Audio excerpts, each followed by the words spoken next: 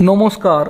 আরজি করের ঘটনাতে পশ্চিমবঙ্গের মুখ্যমন্ত্রী মমতা বন্দ্যোপাধ্যায় নির্যাতিতা তরুণী চিকিৎসক ধর্ষণ খুন হয়ে যাওয়ার ঘটনার পরে নির্যাতিতার পরিবারকে 10 লক্ষ টাকা ক্ষতিপূরণ দিয়ে যেখানে দায় এড়িয়ে যাওয়ার চেষ্টা করেন এবং যেখানে এই রকম একটা নারকীয় ঘটনার পরে কপিল সিব্বলের মতো আইনজীবীদেরকে মাঠে ময়দানে নামিয়ে দেন, তখন প্রশ্ন যেখানে এটাই থেকে যায়, মুখ্যমন্ত্রী মমতা বন্দ্যোপাধ্যায় আসলে কাদেরকে বাঁচানোর চেষ্টা করছেন। সেখানে অন্যদিকে একেবারে বিপরীত ছবি ধরা পড়ল উত্তরপ্রদেশে।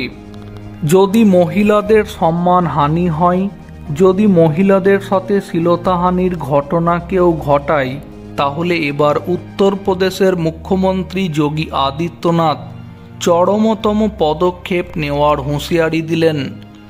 মহিলাদের সুরক্ষা নিয়ে খেললে পরের মোড়ে যমরাজের দর্শন মিলবে, এভাবেই হুঙ্কার দিতে দেখা গেল উত্তরপ্রদেশের মুখ্যমন্ত্রী যোগী আদিত্যনাথকে। বৃহস্পতিবার তিনি মুজফ্ফরনগরে পৌঁছেছেন।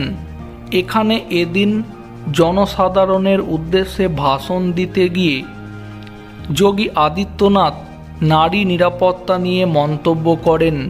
মঞ্চে দাঁড়িয়ে তিনি বলেন, দেশের মেয়েদের নিয়ে যদি কেউ খেলা করে তাহলে তাকে ছাড়া হবে না। এছাড়াও তার সাথে কঠোরভাবে মোকাবিলা করা হবে।